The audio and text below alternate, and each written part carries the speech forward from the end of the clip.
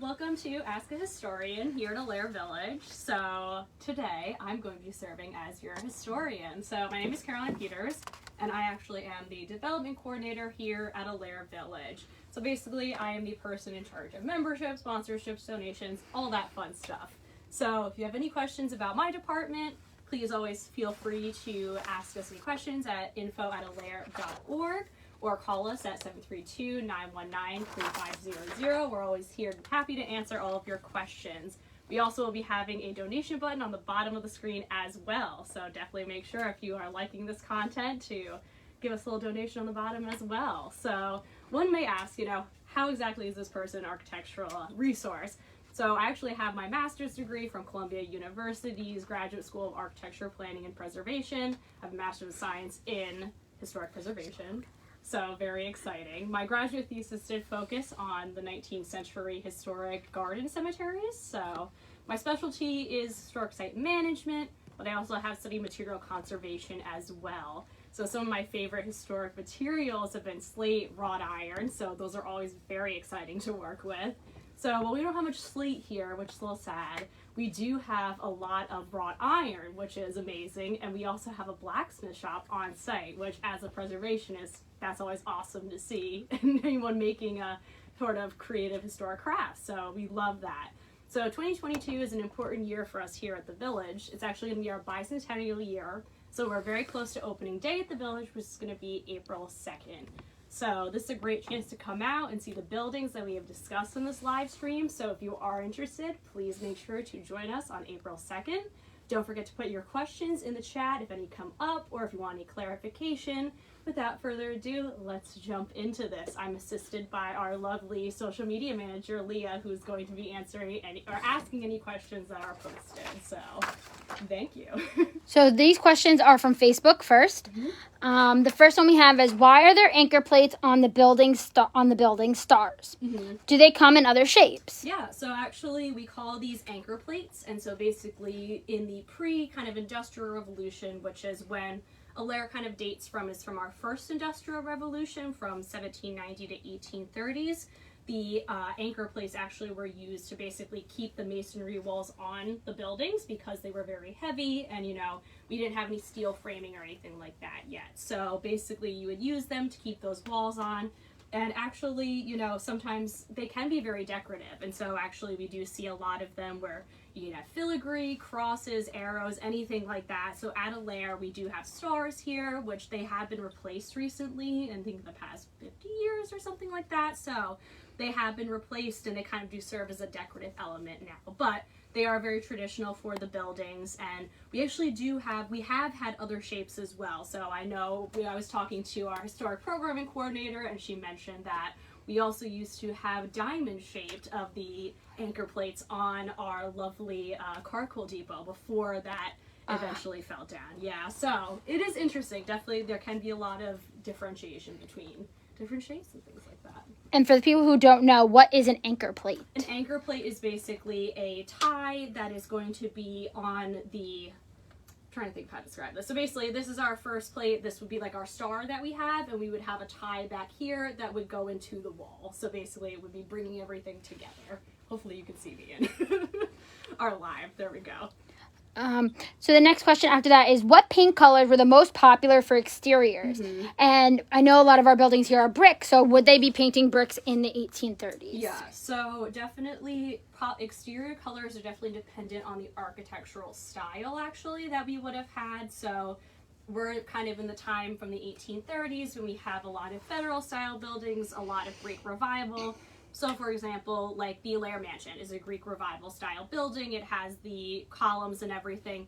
That would have been painted white or a lighter color just to kind of reflect that the ancient kind of architecture that they were trying to emulate, versus say like a federal style building like our row house or something would have a lot of brighter colors like terracotta, blue, green. You would be able to have a little bit more kind of creative leeway in that way. So there's kind of that little bit of difference between the two of them. Okay.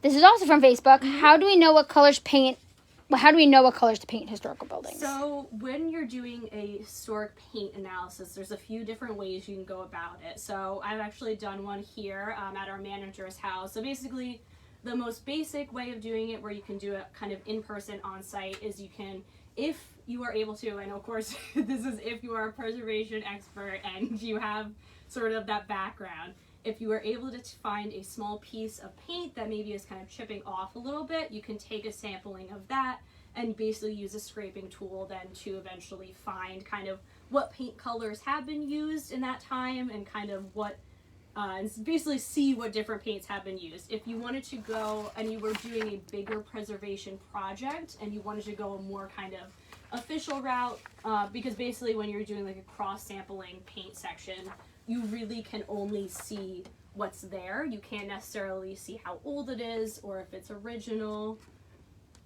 Oh, cool. So you definitely want to make sure that you're doing that. Also, yeah, so we're doing just a reminder of who I am. I'm Caroline. I'm the development coordinator at Ollair Village, and I have my master's degree from Columbia University's Graduate School of Architecture, Planning, and Preservation. So that is who I am, and that is why I'm telling you all about lovely paint sampling today, which I personally love doing. So I have a lot of love for doing this kind of material conservation work.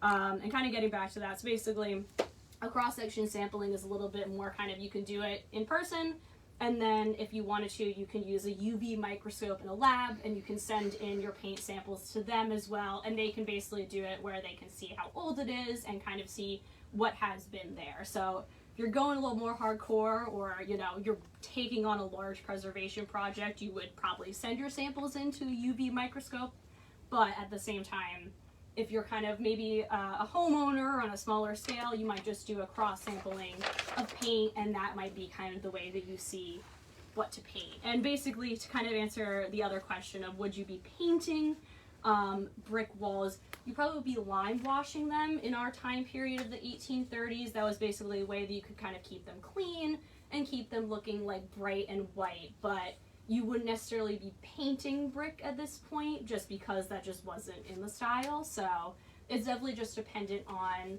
you know, personal preferences, especially because we have a lot of vernacular architecture here, which is basically just the architecture of people living their day-to-day lives, you know, not necessarily following a sort of style specifically. So you have a lot more freedom basically to kind of do whatever you are interested in.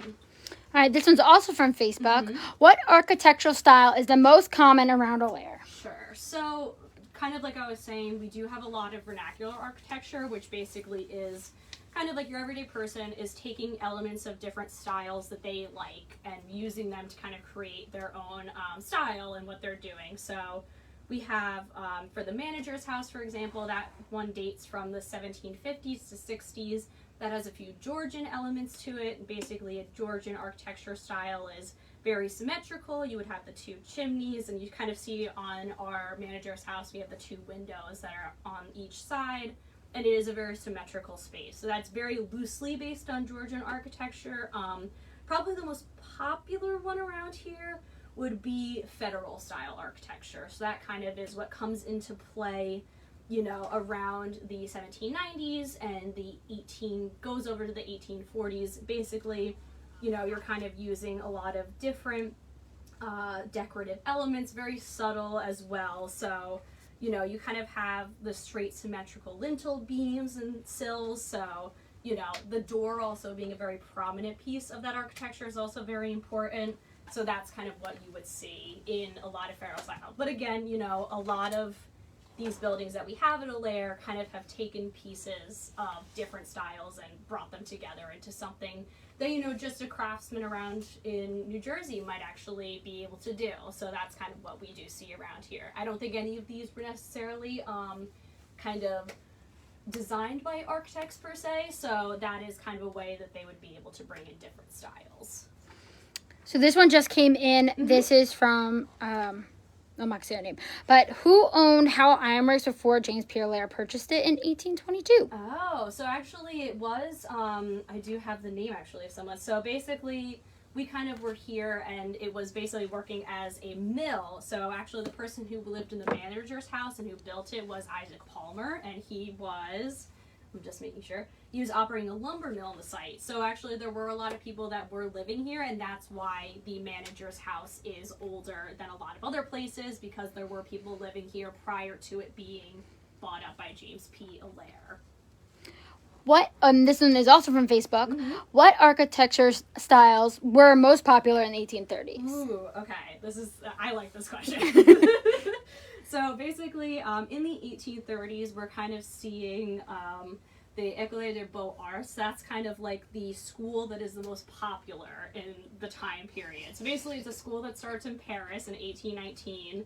And basically, prior to this, you know, architecture was something that wasn't necessarily super professionalized at this point. So kind of when you're coming into the Beaux-Arts era, it is becoming more professionalized, and people are focusing and deciding on styles that they really would like to kind of put into play. So Beaux-Arts kind of is looking at architecture as kind of a way for the community to kind of see a lot of buildings, especially as like, and trying to show and give a feeling of buildings. So a lot of times they're using really classical styles like Greek architecture and Romanesque, you know, even Gothic, and they're reincorporating and modernizing those styles into their 1830s needs that they would have. So a lot of times, you know, the Beaux-Arts students really had a lot of cultural importance. So that's kind of where, you know, a lot of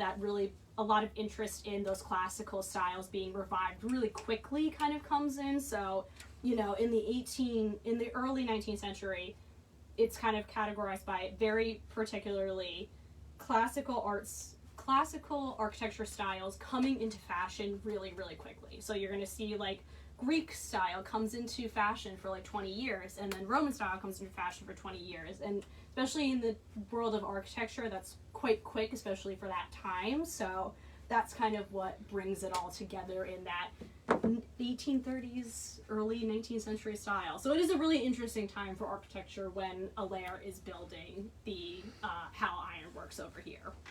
So this question is from Instagram. Why is the manager's house different than the other buildings? Meaning, why is the manager's house not made out of brick? Oh, okay. So basically, the manager's house is built a lot earlier than a lot of other stuff so James P. Elaire comes in and builds a lot of these buildings that we have here in about 1820, 1830. The manager's house was built in 1750, 1760 by Isaac Palmer, who was running a lumber mill here.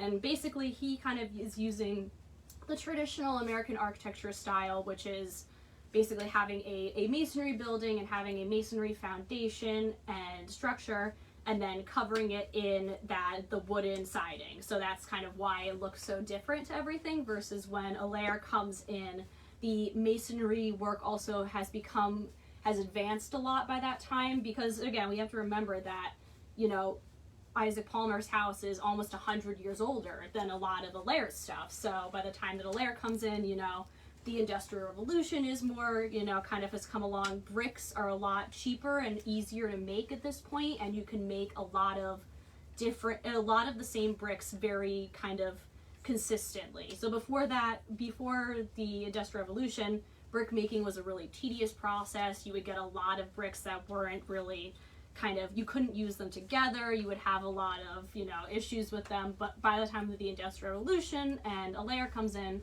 it's a building material that basically anyone can use, and so Ollair uses it for a lot of his buildings that he puts up here.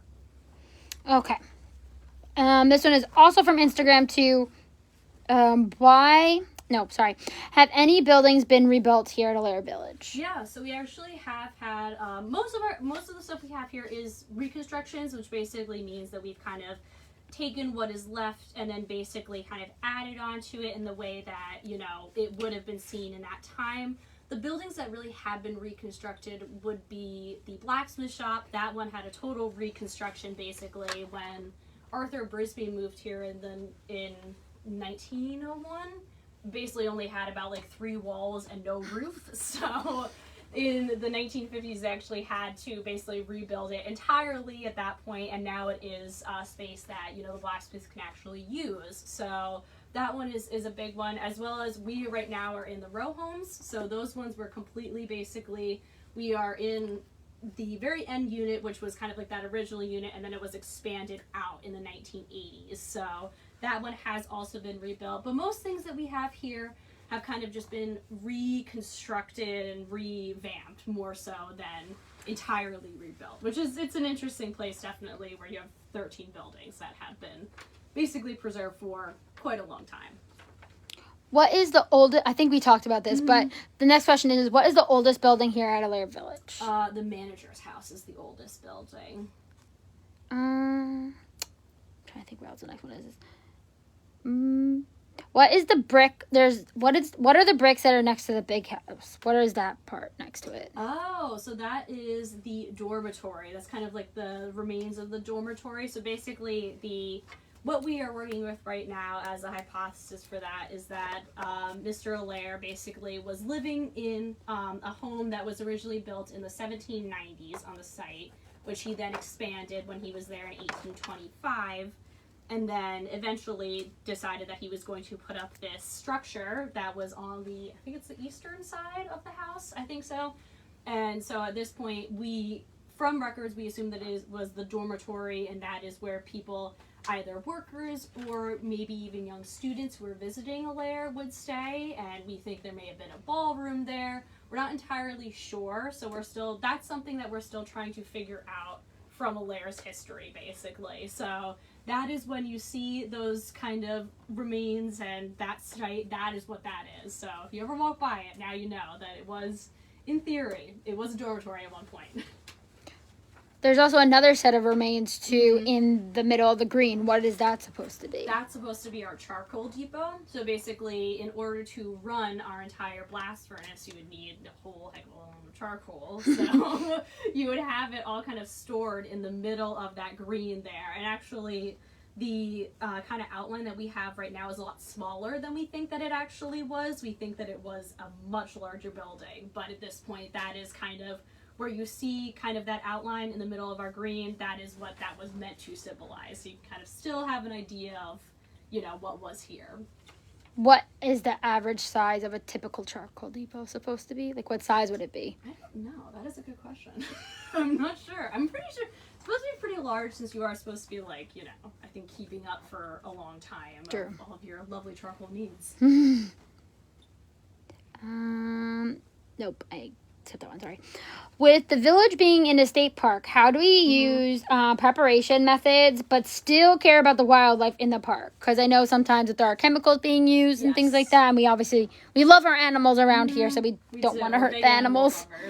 So basically, kind of when you are conserving materials, the best way to kind of approach things like that is to look at it in a holistic way, where kind of like you're seeing, you know, the setting and everything and where things are. So right, in some situations it might be important to use chemicals, and other times we do have other alternatives. So I would say, you know, when you're working in a site like this, it's important, right, to be environmentally conscious and to always, you know, be thinking about the environment that you are in. So say, for example, like we are using, we're trying to like conserve masonry, right? So that would be something where you might be wanting to use like a biocide if you have something that is, you know, kind of like growing on the side of your building. But that's a lot of chemicals, right? So we don't necessarily want to use that in a historic park. So in that situation, we might want to try to use some alternative methods, such as maybe like an abrasive method, which it sounds really intense, but abrasive method, it could just be something like as much as gently scrubbing with like a little toothbrush or something, or like a tiny little like baby brush. That's a lot of work for those a lot of brick buildings on the property with a toothbrush. So that's definitely one of the options. So you could use like an abrasive method, which wouldn't contain any chemicals, right? But that would be something. You could also use like water-based methods, like soaking bricks, where you basically just like hose them down and let them kind of, you know, and then go and scrub, basically. You could also use steam. That's also one that you have.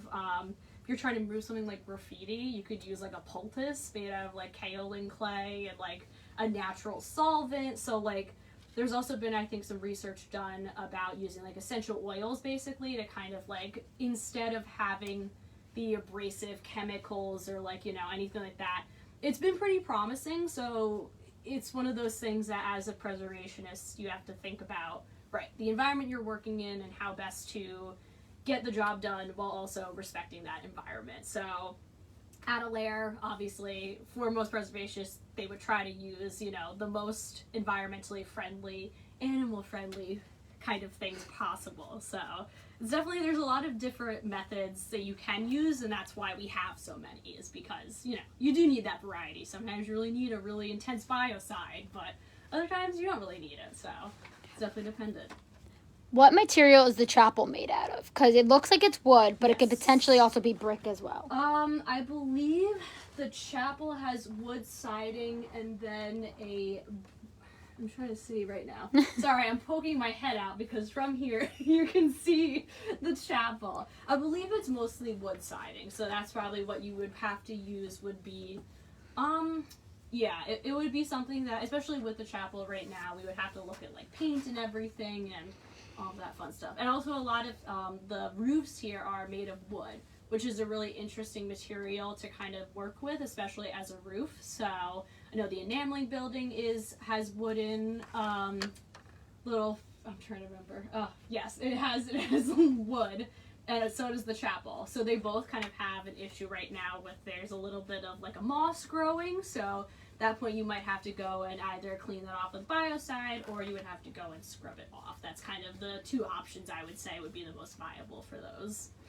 On homes in the 1830s, are gutters typically used on them? Yes, yeah. So gutters have been around for since at least the 17th century. So you would be using gutters a lot of times in this era. They'd be made of copper, so they are really expensive right now, right? So in order to kind of find a material that would probably, if you were going to be replacing them, you would just find material that looks similar to copper versus actual copper. But yeah, so they are pretty common, but it definitely is, everything is dependent on the building itself too. I think that's also the important thing to remember when talking about preservation and architecture, is that a lot of times we do use kind of like our analysis of archives and things like that to try to make our best recommendations, but every building is very unique. And so sometimes even if like gutters were typically used, you might have a building that has no gutters, and you're kind of like, why would they not do that? And sometimes we don't really know. You know, people make interesting decisions with design sometimes, but most of the buildings that we have here, I believe we don't have gutters on most of them. We didn't. We just recently got gutters on last year. That is why I was asking if gutters really do make a difference or not for buildings. Gutters definitely do make a difference when it comes to kind of keeping up your historic home as well. So if anyone watching has a historic home, definitely keeping your gutters up to date is something that is really, really, really important, because that is something that will make sure that you're not having a lot of, you know, leakage or any water damage. Like, gutters are your best friend. Sometimes we think about it as like, you know, we think about aluminum gutters and they're not the most, you know, like historically, they don't make you think of the most like beautiful historic homes sometimes, but they are very important, and you should always, you know, there is a line between kind of creating that and keeping the historic integrity of a house and also keeping the house around. So you definitely always have to walk that line. So yes, thank you, Leah, for the gutters question. Yeah. If you happen to live in a historic home, Yes. besides the gutters, what is one other key element that would keep your home up to date? Question. So I would say, in case, are you talking about like things that might go that you might have to worry about, or like the best Or to keep it the most ways historical preserved? Honestly, and I mean this is because this is my own personal interest. I have a lot about paint.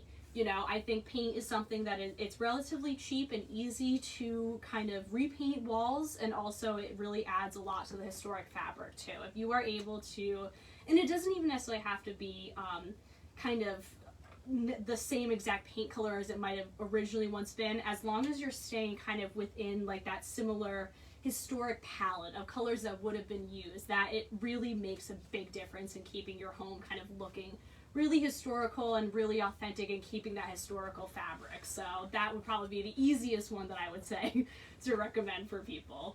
And I also just learned that Sherwin-Williams has a historical line, which I did not know about. We love the Sherwin-Williams. Yes, they have one. So listen, if that helps, it helps. Mm-hmm, it so, does. As you know, here in the village, we get tons of visitors every day. Yep. So for someone who loves coming to the village, what can they do to help with our preservation? Yeah, so I mean, we do have a lot of options. I mean, one of them, for my department is, become a member and donor. I mean, that's a huge one. Also volunteering with us as well, and just coming out to our events and supporting us and coming to the village and visiting.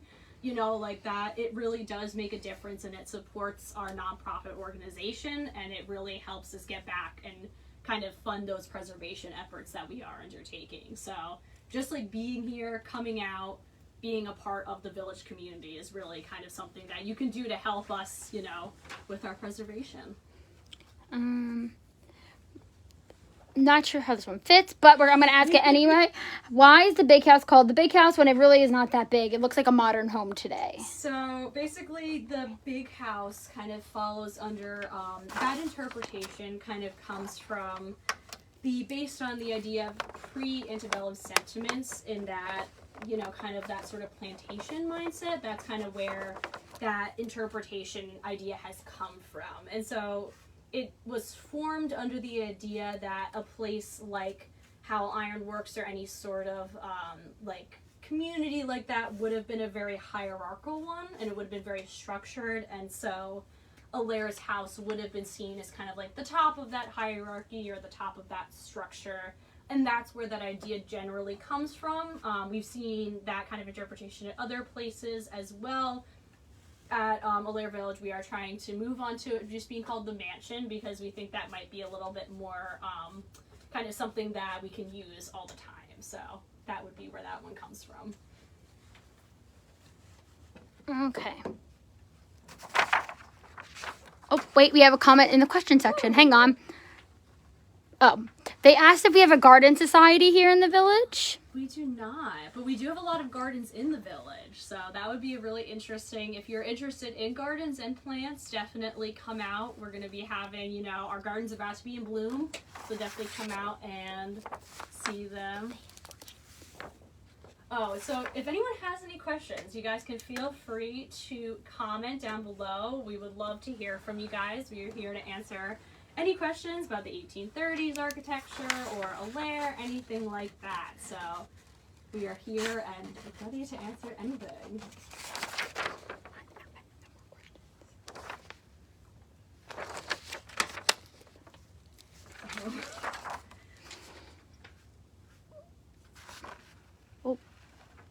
Oh, I thought someone wrote something in the comment section there. Sorry about that.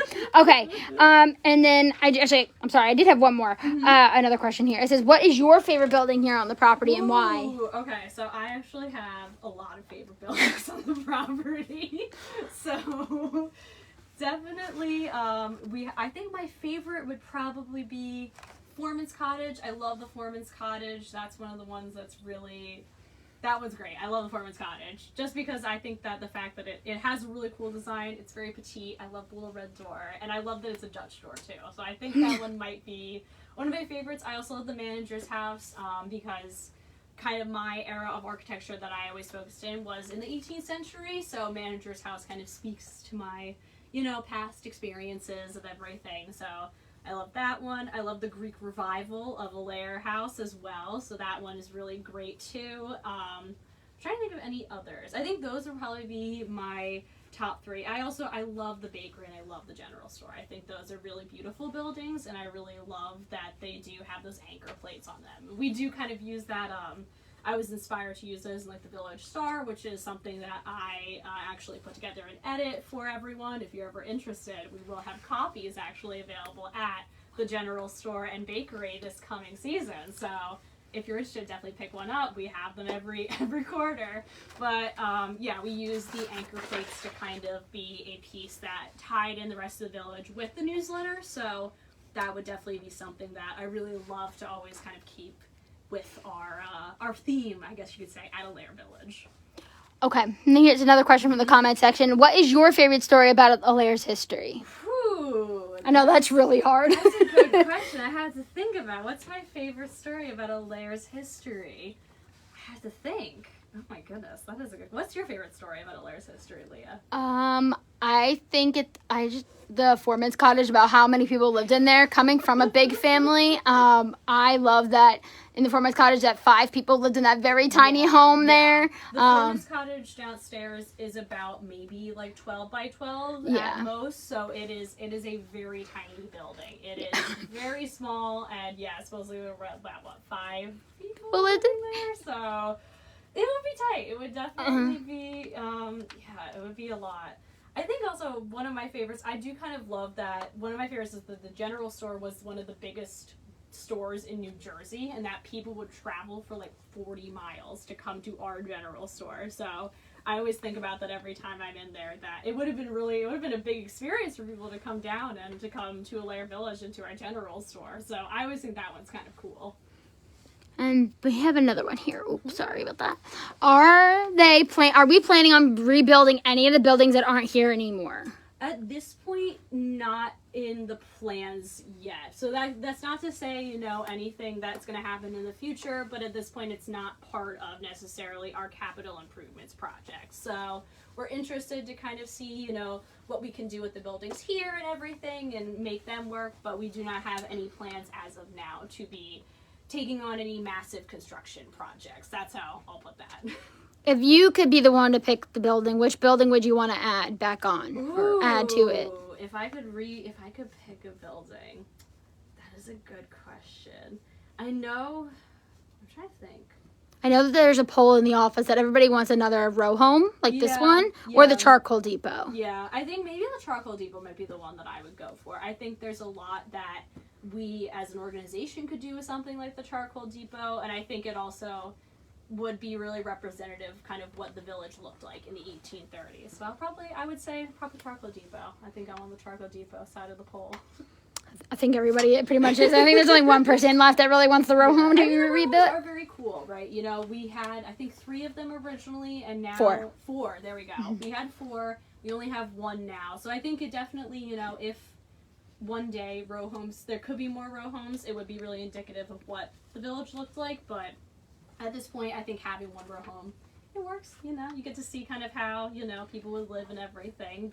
And also we just have redone our row home exhibit as well in the museum, so you can actually kind of come and see a little bit more about how people would be living in these row homes too. So definitely, if you're coming to the village, make sure to stop into the museum and check that one out. So it's going to be really exciting, but we do like to be able to show kind of how people were able to live in these spaces as well. That's a big part of what we do at our nonprofit here.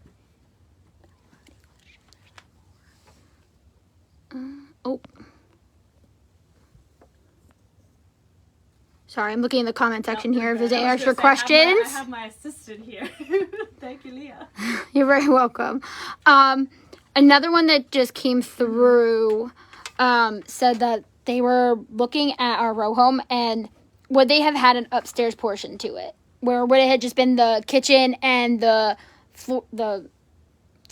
I guess the living area, or like the living room? Yeah, so we definitely would have had an upstairs part of the row home, basically. So where we now have offices at Elaire Village Inc. Those were here. That was original to the building. So it would have been something that was part of it, and it would have been a smaller space, but it definitely would have been one that was 2 stories. That was something that was very common actually in industrial towns.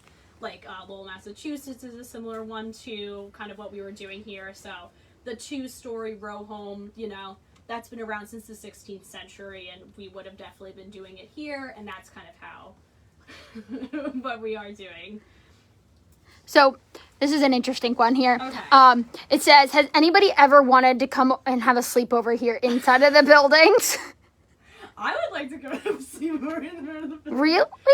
I think it'd be kind of fun, we do have, I know there are sometimes like summer camps that come, and we'll use, we do have camping at Elaire State Park, so if you are interested, that's always a fun time. But no, I don't think we've ever had like a camp out. That would be an interesting one. We've definitely had, there's also been some, there was a Civil War reenactment at one point too, right, where people did stay in the houses. So yeah, we don't plan on doing that at this point. It's just kind of like there's no bathrooms. It's hard to stay in them at this point, so probably won't be doing that anytime soon, but. Do you have a favorite architect? A favorite architecture? No, architect? Yeah, architect from the 1830s that inspires you. Ooh, I don't know if I have a favorite architect from the 1830s. I love Jane Morgan, who designed Hearst Castle. That was more in like the 20th century, but she's a really cool female architect.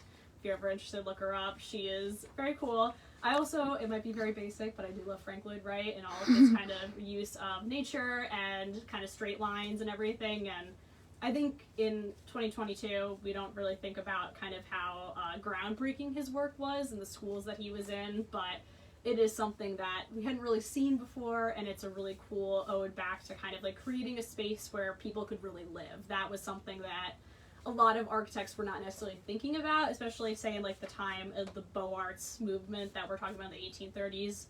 Architecture wasn't necessarily focused on people.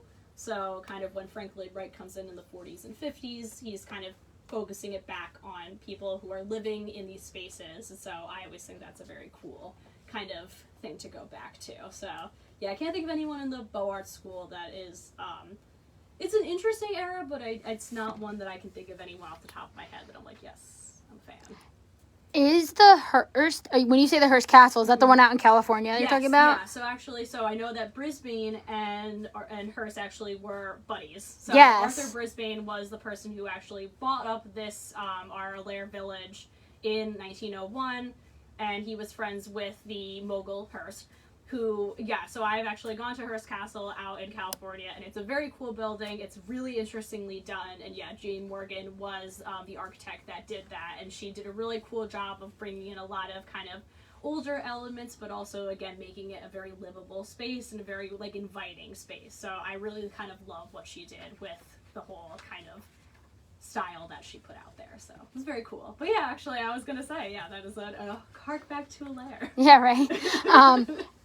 Do you happen to know Mr. Ollair, to create these other buildings that we have on site, did he happen to work with an architect or somebody to help build these buildings? So from what I've seen, I don't think so. So a lot of times in this kind of era, you would be kind of working with, a lot of times this is in the 1830s is kind of when you're basically having a lot of books published where they're having kind of like architectural drawings made up that you can kind of easily access at that point, right? So I'm thinking that's probably what they were working off of, and then he might have brought in maybe some engineers, but from at least what I've gathered, which I could be, if anyone wants to correct me, that's A-okay too, but I have not seen anything about any specific architect, which wouldn't be crazy for this site. So that's why that kind of makes sense. So I think he probably worked with some engineers. He probably was working from kind of like very designs that were already in use other places, and basically he just kind of repurposed them to his site. So again, that would definitely be something that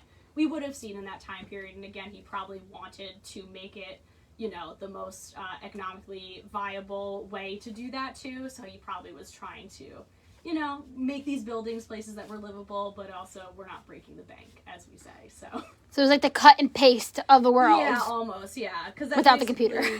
They were, these kind of different books of architecture were being published so that people could take different elements from different styles and place them in their own homes and in homes they were designing. Because a lot of times that's really who was designing buildings, like vernacular architecture. It was really just craftsmen who were able to put these things together, and they basically kind of like published architecture books gave them the opportunity to use elements in different ways, but not necessarily have to design their own elements. So it gave kind of a flair to different houses, but you didn't have to necessarily be like an architect designing things to kind of put them together. Without having an architect, wouldn't it have been kind of difficult because New Jersey is very swampy and the land with water table is not the best around here to do that? It would have been interesting. So definitely if you were working with an engineer, and also, the craftsmen who were here would have so when he was coming in, he most likely would have hired like local craftsmen who knew the area basically, and they would know how to then work with kind of everything that was going on here, and that's kind of who you would rely on, was the people that you were hiring from the area who could basically be your guides and say, like, this is how you have to do this is how you're going to make sure that, you know, again, you don't sink into the swamp. Like, but yeah, so you would definitely, as someone who was coming in from New York and who was someone who was an industrialist, Elaire would have known to then go and to hire in guys who were working here and who would have been able to kind of give him that guidance about how to exactly to bring this stuff together. When Mr. Elaire was getting all of his materials from in here at Ollair, did he move when he brought his stuff up to Red Bank before it got shipped over to New York on Cherry Street? Would he have had a factory sitting in Red Bank as well, or would he have just, like, once the stuff got there, it would have went right on over? I'm not sure exactly. I'm not sure. I don't know if we had a factory in Red Bank, but it would have been probably something that you would have. Red Bank was a big port at that point, so it most likely would have been, since we did kind of have things where you could kind of process stuff here, it probably would have just been shipped over to Manhattan, but at the same time, you know, it is the fact that we didn't really necessarily have that kind of, we had a train line up to Red Bank that was then being able to be shipped over to New York. So that was kind of his big way of doing it. But that would be interesting if we did have a factory up in Red Bank. So I had a friend who lived in the factory on Cherry Street because it got converted into apartments. So cool. So I always like tell that story because I'm like, that's super cool because we work here. I love a good reused and readapted building. That's exactly. Really cool. Awesome. Awesome. What made you get into historical preservation? That is a good question. So It's a very niche field, I feel like. It is.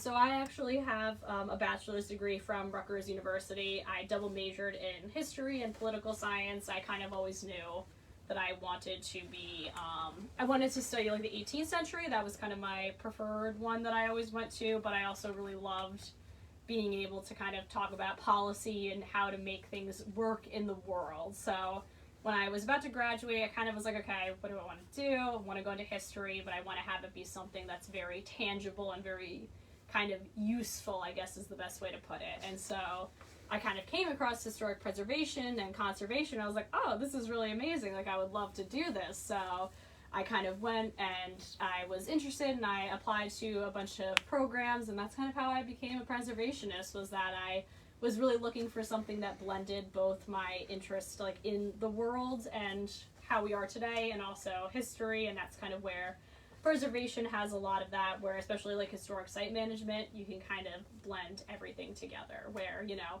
you're thinking about the historic site and writing up historic context while also, you know, thinking about like, you know, how to run, you know, a historic nonprofit and things like that. So it's a very cool field, but I definitely, I don't get to use conservation as much in my work here, but I do like it. So I always am excited and learning about new things anyway. With the buildings here in the village, has any of that technique apply to modern day society? Like, in what way, kind of? I was always told this, and this is, granted, I was told this from an engineer, but the tie rods that you see in some of the buildings, they are currently used in areas that are prone to earthquakes because it's used as a stabilizer. So I was wondering if any other method that we used here at Ollair can be found in today's society. That is a good question. So a lot of the buildings here are kind of like, the tie rods is a great one. A lot of the buildings here are masonry structures, so that one is not, we don't use that necessarily as often today, but there are still structures that are masonry as well. There's a lot of design elements that we kind of bring back into our modern day, and I think also, I mean, we do use at Ollair Village, we do actually use a lot of stuff built by like blacksmiths still, like within our actual village, so, you know, they make a lot of really amazing things that you can use in historic homes and in your own home too, so there's things like that, yeah, you can kind of come back and forth between historic and modern, so it's very cool.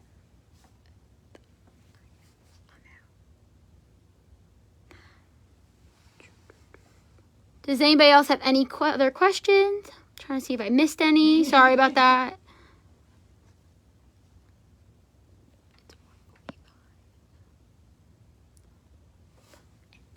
Yeah. Okay, so I think that we are good. So if you guys do have any other questions, please feel free to enter them at, or I guess email them to info@olairevillage.org, or call us up at 732-919-3500. We're always more than happy to help.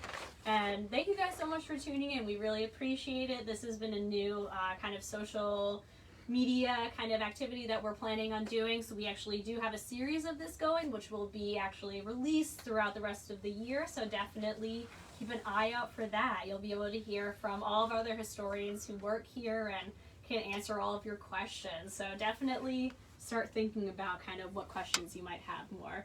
So I'm Caroline again. Thank you so much for tuning in. Thank you again, Leah.